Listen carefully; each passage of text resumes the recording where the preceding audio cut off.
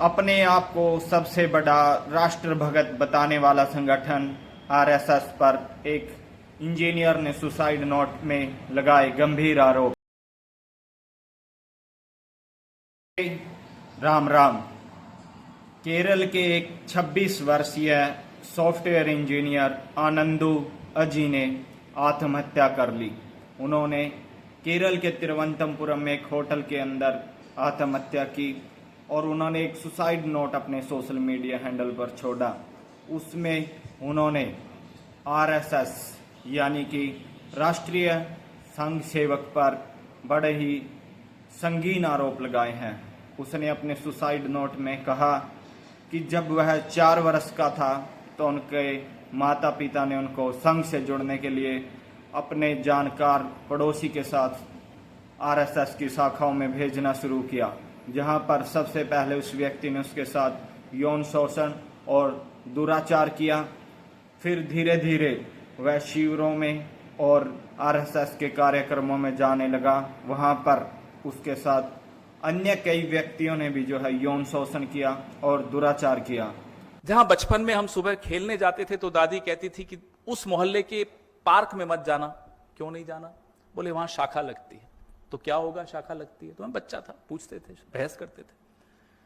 बोले नहीं, बच्चों को खराब कर देते हैं। ये बात मुझे कल तक नहीं समझ में आई थी, माफ कीजिएगा। मैं सोचता था कि वो जहर दिमाग में डाल देते हैं, मानसिकता खराब करते होंगे। कल जब मैंने ये पढ़ा तो समझ में आया कि बच्चों को खराब कर देते हैं क्यों बोला जाता था। वही आरएसएस जो आजादी से लेकर 2002 तक जिसने अपने मुख्यालय पर भारत का राष्ट्रीय ध्वज तिरंगा तक नहीं फहराया था, उसके संघ के सदस्यों पर इस सॉफ्टवेयर इंजीनियर ने बड़े ही गंभीर आरोप लगाए हैं। उसने कहा वह केवल एक अकेला नहीं है जिसके साथ यह घटना घटित हुई है, उसके अलावा भी बहुत सारे युवा बच्चे हैं जो इनके शिविरों, इनके कैंपों में और आरएसएस के सदस्यों के यौन शोषण का शिकार बनते हैं। हालांकि कुछ बोल नहीं पाते, लेकिन वो इस प्रकार के जीवन से तंग आ चुके हैं और सुसाइड कर लेते हैं। यह वही आरएसएस है जो अपने आप को देश का सबसे बड़ा संगठन बताता है और अपने आप को सबसे बड़ा राष्ट्रप्रेम। इस प्रकार उसके ऊपर इस प्रकार के गंभीर आरोप लगे हैं। कांग्रेस के प्रवक्ता पवन खेड़ा ने भी एक प्रेस कॉन्फ्रेंस की और प्रियंका गांधी ने भी ट्वीट करके कहा कि क्या सचमुच में आरएसएस के अंदर ऐसा हो रहा है। केवल लड़कियों के साथ ही नहीं बल्कि लड़कों के साथ भी इस प्रकार की हो रही दुराचार और यौन शोषण की घटनाओं को अब हमें सामने लाना होगा और इन मुद्दों पर खुलकर बोलना होगा। हमें इस सॉफ्टवेयर इंजीनियर की तरह अन्य युवाओं को इस दलदल में धकेलने से बचाना है। आखिर ये आरोप कितने सत्य है या फिर इनके अंदर क्या सच्चाई है, वो तो अब जांच के बाद ही पता चल पाएगा। इस मामले को लेकर पुलिस ने एफआईआर जरूर दर्ज की है और कांग्रेस पार्टी के सदस्यों ने इस पर जांच के लिए आवाज उठाई है। तो आखिर आप सब क्या कहना चाहेंगे इस आरएसएस के संगठन को लेकर? उन्होंने कहा कि आरएसएस एक गटर है जिसके अंदर आप जितना उतरते रहेंगे उतनी ही इसके अंदर से बदबू आपको मिलती रहेगी। और ऐसे घिनौने काम जो है वो आरएसएस पर पहले भी कई बार इस प्रकार के आरोप लग चुके हैं कि उनके शिविरों, कैंपों में जो है युवा बच्चों के साथ यौन शोषण, दुराचार किया जाता है। यह पर्दा हटाना जरूरी है।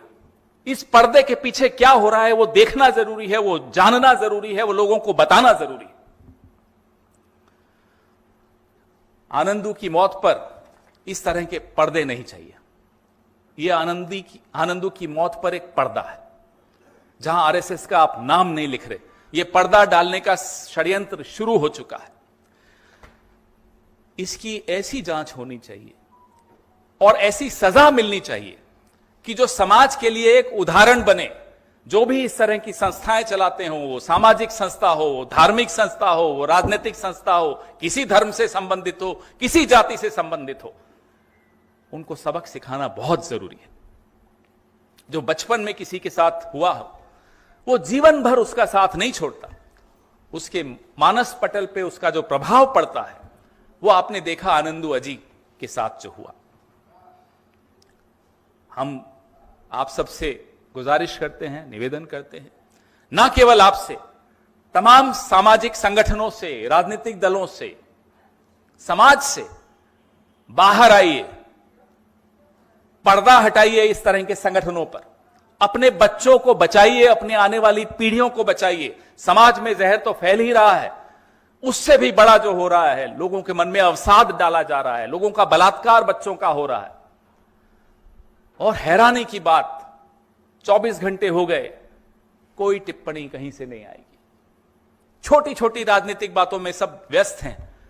पूरी नस्ल बर्बाद हो रही हो, और ऐसी कितनी नस्लें बर्बाद हो गई होंगी, लेकिन कोई कुछ नहीं बोल रहा।